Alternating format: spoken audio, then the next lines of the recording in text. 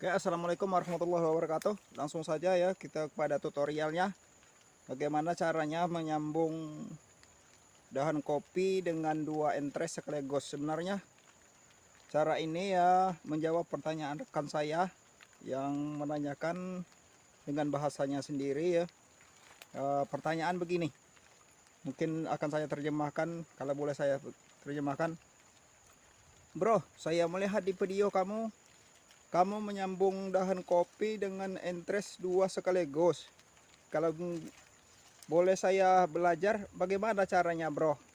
Mungkin seperti itu ya kalau saya terjemahkan pertanyaan dari rekan saya itu. Nah, untuk menjawab pertanyaan itu, saya akan praktekkan langsung di dalam konten ini karena mungkin rekan-rekan atau teman-teman sekalian juga ingin mengetahui bagaimana caranya menyambung dahan kopi dengan dua entres sekaligus, atau saya menyebutnya dengan entres double atau entres ganda.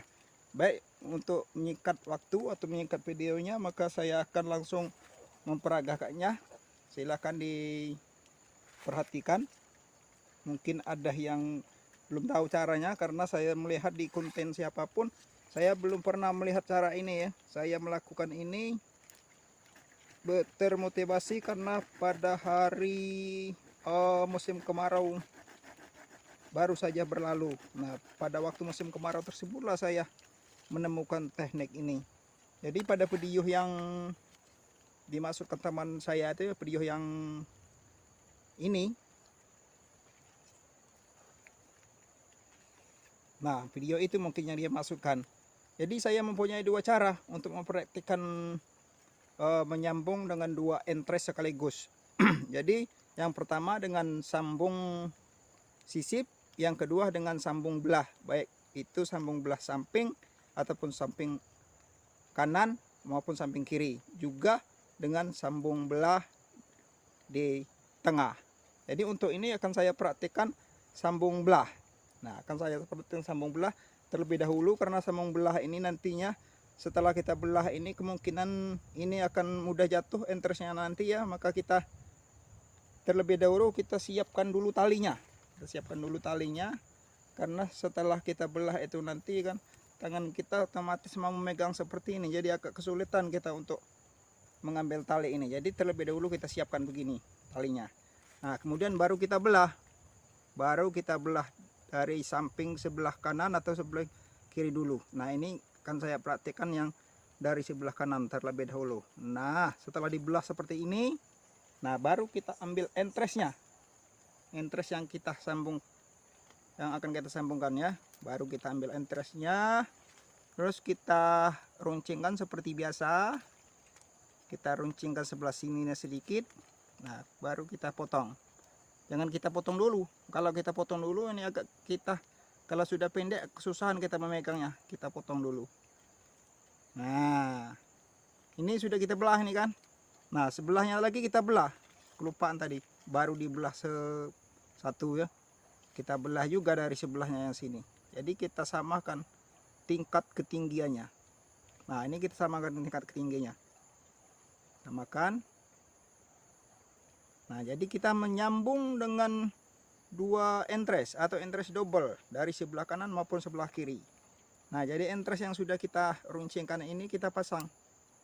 Nah, kita pasang ke sebelahnya. Jangan lupa ini kita ratakan kulitnya bertemu sama kulit. Walaupun mepet ke sini atau ke sana tidak apa-apa, yang penting kulitnya bertemu dengan kulit.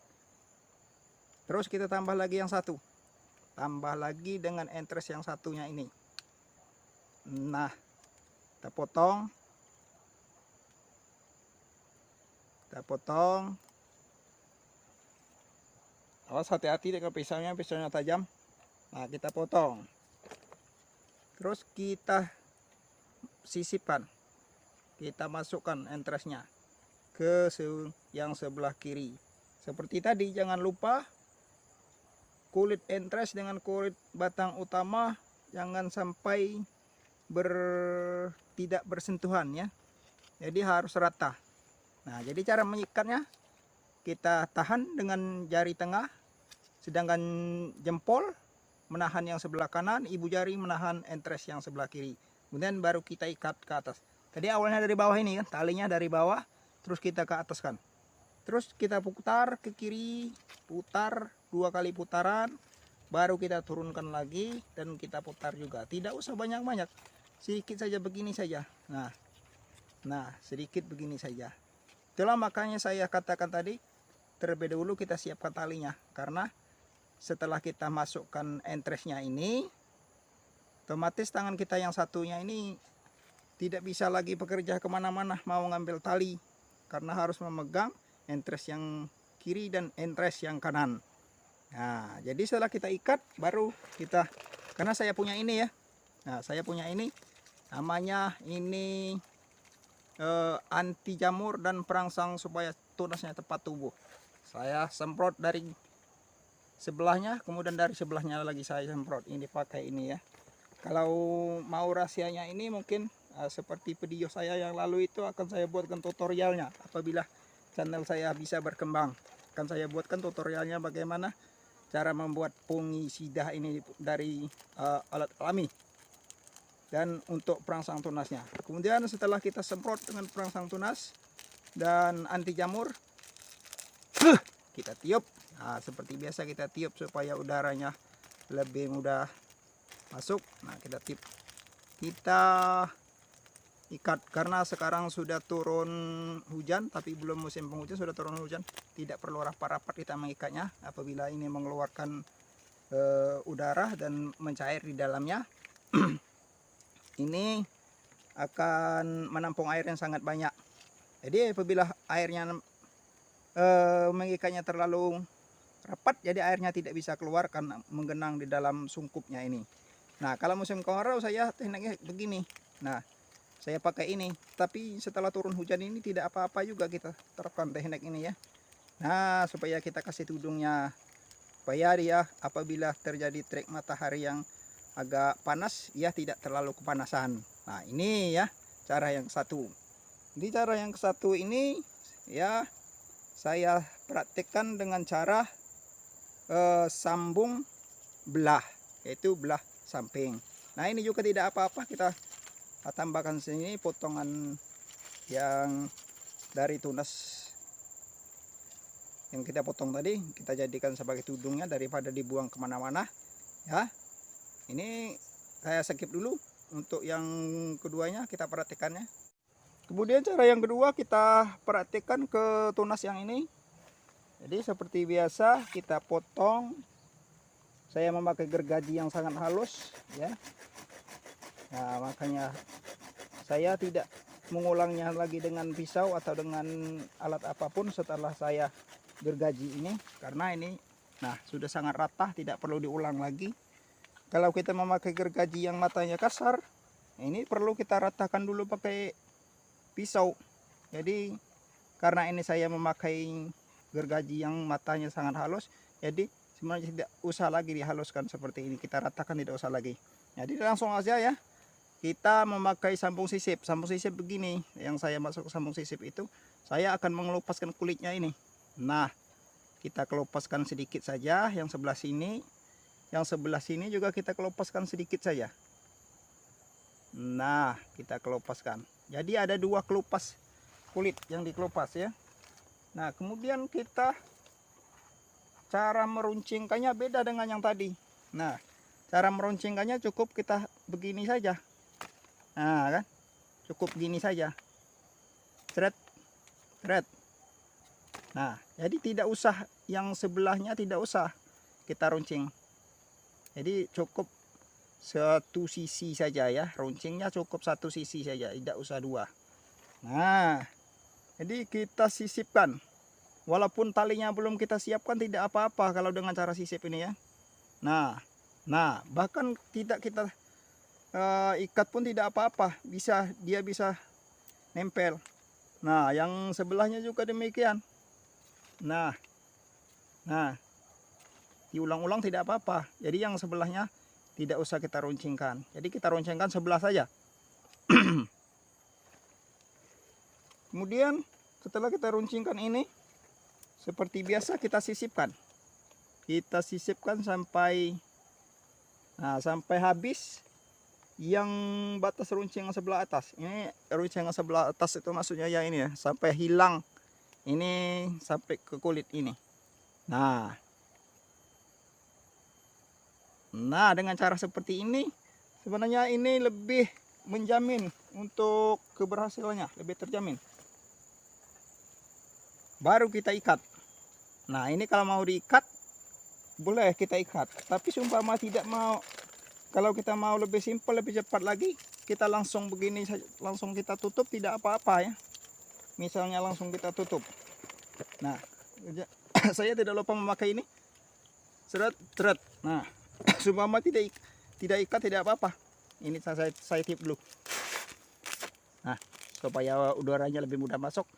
Nah, kita mengikatnya sekaligus, mengikat entres, langsung mengikat sungkupnya. Bahkan kalau tidak mau sungkupnya ini tidak mau diikat tidak apa-apa.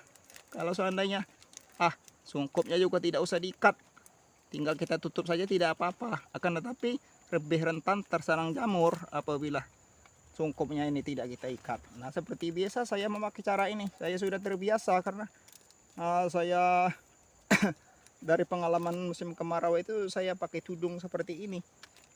Nah, saya tudung seperti ini, saya ikat seperti ini. Karena ini lebih menjamin akan keberhasilannya. Nah, inilah mengapa kata saya tadi ini menjamin keberhasilannya. Karena selain dari saya semprot pakai perangsang tunas tadi supaya tunasnya tepat tumbuh, tapi ini juga saya tambahkan tudungnya. Mungkin bisa teman-teman pahami, dan juga sebagai penanya dari teman saya yang namanya Harto apa Haryo waktu itu ya. Jadi mungkin bisa ditemukan jawabannya. Jadi untuk itu saya berterima kasih kepada teman-teman sekalian. Nah, tadi kan yang pertama, ini yang kedua ya kan. Ini yang kedua. Jadi berdekatan ini. Yang kedua dengan yang pertama ini ya berdekatan. Ini di sebelahnya. Nah, ini. Nah, mungkin akan saya review lagi dalam waktu setengah atau 1 bulan ke depan, akan saya review lagi bagaimana hasilnya. Nah, untuk yang sudah tumbuh ini, yang sudah hidup, ini sebenarnya banyak ya, karena ini masih dekat dengan batang yang tadi, maka saya akan review yang ini saja. Nah, ini sudah tumbuh. Ini hidup semua ini. Yang sebelah kanan hidup, yang sebelah kiri hidup. Makanya ini saya terapkan ini sangat bagus. Akan tapi saya anjurkan ya teknik ini apabila kita mempunyai entres yang banyak. Kalau kita mempunyai entres yang sedikit, takutnya nanti kekurangan entres.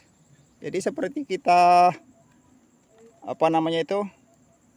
untuk menghemat entres, cukup kita pasang satu saja, sebelah kanan atau sebelah kiri saja. Ini salah satu contohnya ya, yang sudah hidup. Salah satunya. Kan tetapi yang di tempat yang lain-lain itu banyak ya. Saya terapkan teknik ini. Saya menjamin ini 98% berhasil. Bahkan 99,9% ini berhasil. Karena ini sangat bagus sekali diterapkan. Mungkin bagi teman-teman yang merasa bermanfaat, ini silahkan diterapkan. Dan saya mohon bisa mendukung channel saya ini untuk saya bisa bersemangat lagi untuk membuat kontennya. Dan untuk kemajuan konten ini, mohon dukungannya untuk mengklik subscribe, komen, like, dan share. Akhirnya hanya saya sampai di sini dulu kontennya. Wabillahi taufiq wal hidayah. Wassalamualaikum warahmatullahi wabarakatuh.